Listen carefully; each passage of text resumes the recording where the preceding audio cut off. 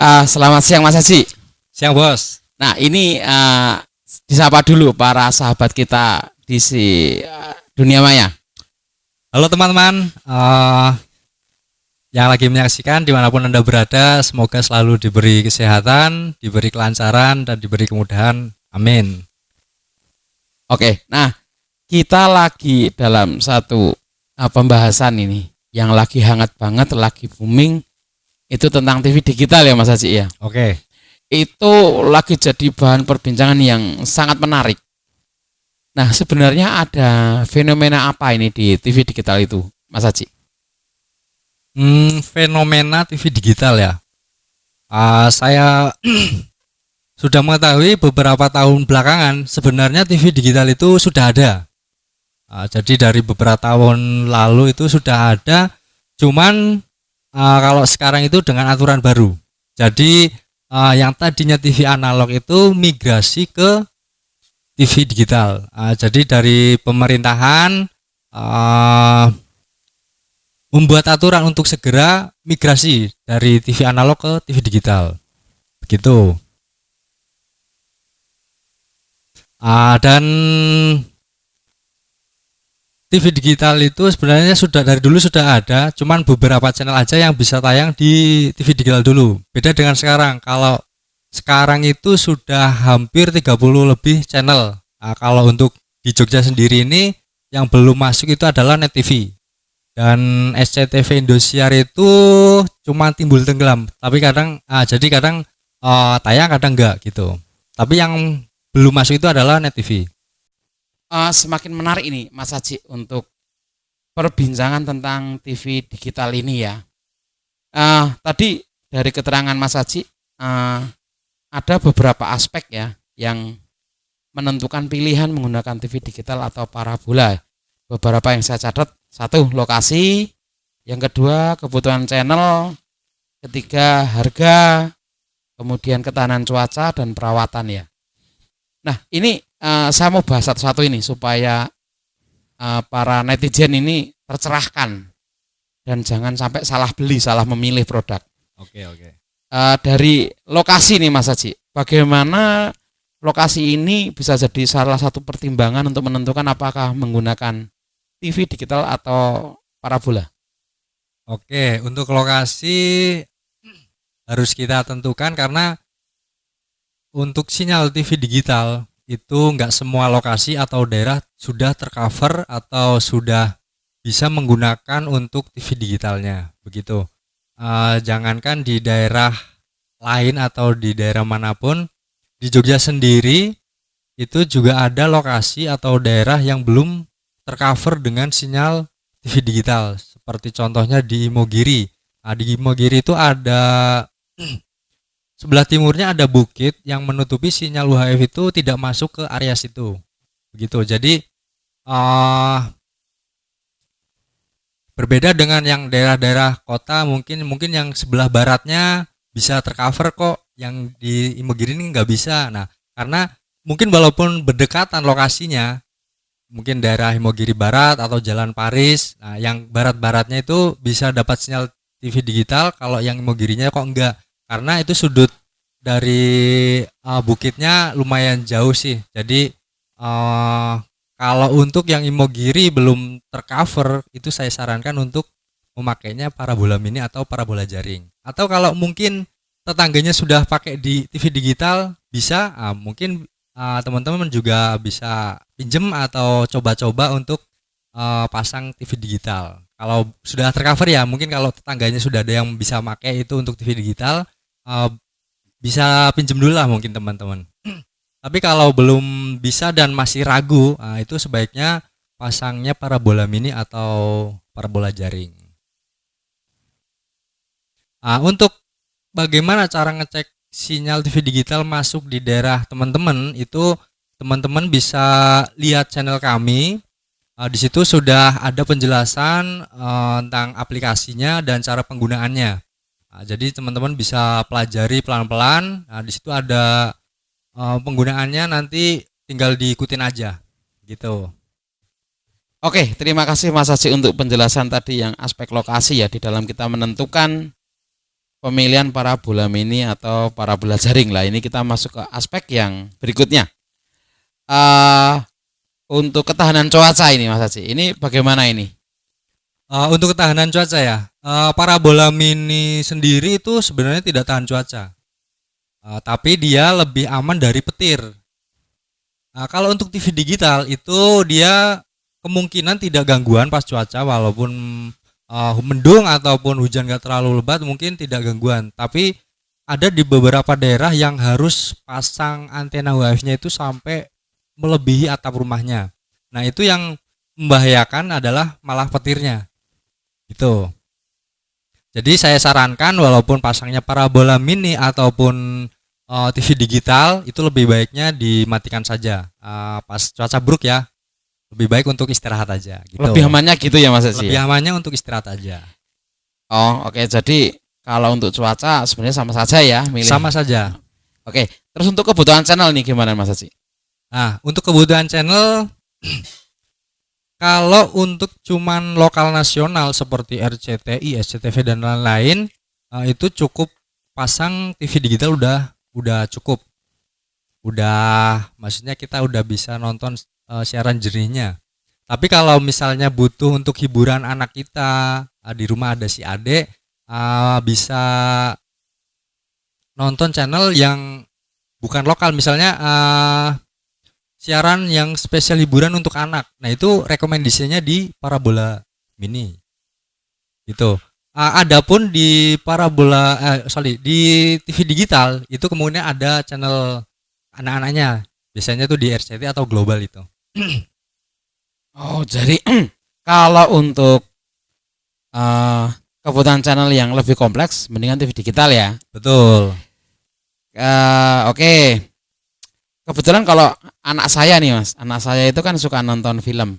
Nah di rumah saya kan memang pakai Next Parabola. Ya. Nah, itu kan ada channel gratisnya itu ya. Betul. Oke, berarti mungkin digarisbawahi kalau buat teman-teman yang membutuhkan channel yang khusus itu sebaiknya pakai parabola mini. Oke. Kemudian untuk harga nih Mas, sebenarnya berapa sih perbedaannya? Tapi gini. Kita ngitungnya dari nol ya, artinya belum punya apa-apa ya. Oke. Kalau sudah punya antena UHF sudah pasti lebih baik digital kalau tercover. Nah kalau dari nol sebenarnya harga untuk parabola mini dan TV digital berapa sih bedanya Mas? Kalau untuk harga dan perbeda atau selisih harga ya, itu enggak terlalu jauh sih, enggak terlalu banyak selisihnya. Kurang lebih berapa Mas? Kurang lebih kalau untuk harga offline ya, ini saya jelaskan untuk harga offline-nya dulu. Kalau untuk receiver parabola itu sekitar 325.000. Itu untuk receivernya. Parabola mini ya? Ya, untuk parabolanya, dish mininya itu untuk harga offline itu 200 ribuan. Rata-rata 200 ribu. Oh, tapi kalau online lebih murah ya? Pasti lebih murah. Paling cuman sekitar 125.000, tapi kita harus pertimbangkan dulu karena itu belum juga termasuk ongkirnya. Padahal 4 kiloan itu ya. Betul. Jadi ketemunya hampir sama. Oke, berarti totalnya 525.000. Ya, kurang lebih segitu. Nah, kalau untuk TV digital nih, Mas. Kalau untuk TV digital untuk harga DVB-T atau receivernya itu lebih murah, cuman sekitar 225.000. Belinya di mana, Mas? Pastinya di Graha Parabola. Oke. 225.000 ya. Terus antenanya berapa antenanya? Kalau antena untuk yang standar itu harganya sekitar 125.000. Ada yang lebih murah, mungkin sekitar 70, 80, tapi kualitasnya jangan ditanyakan. Itu sudah termasuk kabel? Belum termasuk kabel. Tapi ada beberapa tuh Mas yang menyertakan kabel tuh di harga 100 ribuan. Untuk kemungkinan harga segitu ada kabelnya, kemungkinan kualitas kabelnya kurang bagus gitu. Untuk antenanya ya. Jadi perlu tambahan beli kabel ya? Jadi perlu beli tambahan kabel yang kualitasnya standar itu untuk satu roll yang 15 meter itu harganya sekitar 50.000. Jadi 50.000 tambah 125 kan 175 tambah DVB-T 2. Totalnya berarti 400-an ya? Ya. Jadi selisihnya sebenarnya hanya 100 ribuan ya? Betul. Kalau dengan selisih itu Mas, tapi ini kalau pemasangannya sendiri, maksudnya pemasangan kita mau masang sendiri, Itu susah yang mana, Mas? Kalau untuk pemasangan, kalau saya sebagai teknisi lebih sulit untuk memasang antena UHF malah. Loh, kok bisa, Mas? Iya. Ini menarik ini. Karena gini, kalau untuk parabola mini kita setting atau tracking ya, itu sekali dapat sinyal itu seterusnya pasti bisa. Dan itu untuk mencakup ke semuanya. Kalau untuk UHF? Nah, bedanya UHF gini. Jadi kalau kita setting antena UHF, misalnya ke arah ini udah pas, siarannya ini sudah dapat sinyal banyak. Setelah kita cek lagi sinyal yang channel yang lainnya, sinyalnya ternyata rendah gitu. Itu kayak dua arah gitu ya, Mas? Betul. Jadi kalau di sini kita geser ini sinyalnya bagus, tapi yang ini jelek, kita geser yang ini bagus, ini jelek. Nah, itu. Itu kayak di rumah saya, Mas. Jadi kalau dipaske di SCTV, Betul. itu RCTI-nya semut. Kalau dipaske di RCTI, SCTV-nya semut. Ya gitu. Jadi kalau saya pribadi ya sebagai teknisi lebih gampang untuk pasang parabola mini. Tapi untuk belajarnya gimana tuh, Mas? Kalau untuk mau belajar tentang pemasangan atau perawatan parabola mini itu gimana? Untuk cara pasang ya. Jadi nanti kedepannya di playlist kita, di konten kita ada 7 hari nih bisa jadi teknisi. Jadi di sini nanti di video berikutnya, di playlist berikutnya akan ada channel atau kita bikin konten yang khusus untuk membuat cara tracking parabola mini. Wah, menarik itu.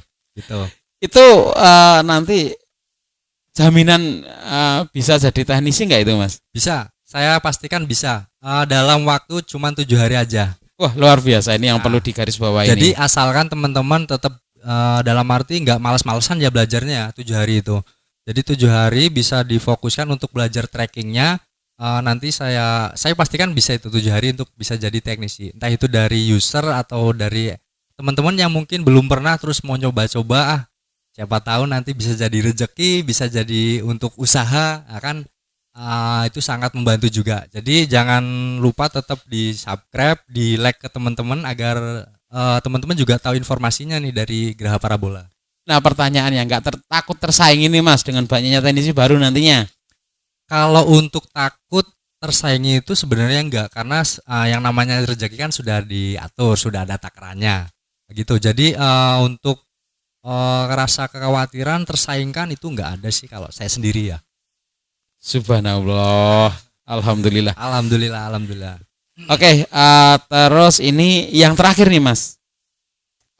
Untuk perawatan antara TV digital dengan parabola mini itu susah yang mana, Mas?